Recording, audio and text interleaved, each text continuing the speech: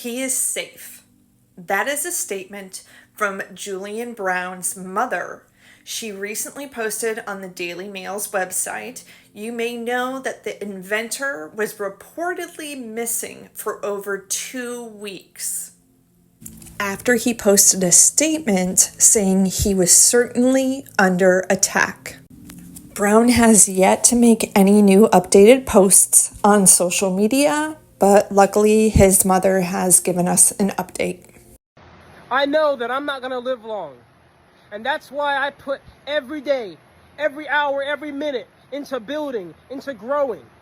Why am I out here working on this plastic into fuel reactor I've been working on for 5 years, since I was 17? Why am I out here in 100-degree weather? Why am I out here despite being falsely accused and reported to the EPA and the IRS? Why am I out here despite weird black helicopters that turn off their radar transponder circling me 6 times at night? Why am I out here sleeping in my van, crazy humidity, mosquitoes, gnats flying in, and yet I still do it? Why am I out here despite having to drive 4 hours every time I want to work on this machine? Because when I was doing it in my parents' backyard, I blew myself up and I had to go to the hospital for 2nd-degree burn surgery. I do this because this is my mission that I've assigned myself to. I do this because I do not fear death.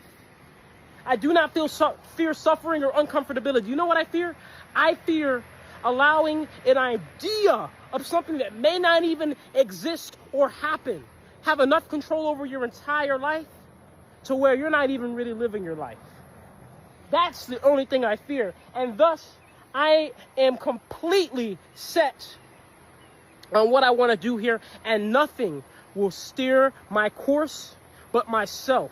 And I am not a quitter. And now that I've set my mind on this, because I wish to liberate humanity, I wish to liberate humanity from this cycle in which we're bound by waste, in this cycle in which we're bound by division, in this cycle in which we're bound by not knowing ourselves. I wish to free us all from all of this. And now that I'm set on that mission, I'm not giving up. And so it will happen, no matter what. Because you know what? To me, when I'm building something, I expect it to be hard. I expect it to be uncomfortable. I expect it to be difficult. You know why? Because that's the whole point. You have to suffer to grow. You have to feel uncomfortable to attribute value to what you do. So you may see this and you see a piece of metal with certain pieces of metal welded onto it, but I see it for what it really is. I see it because when I see this, I can go back in time to not just putting it together, but the motivation as to why I put it together, the hope, the purpose, the passion, all right here embodied. My soul is within this, just as yours is within anything you do and put your mind to as well.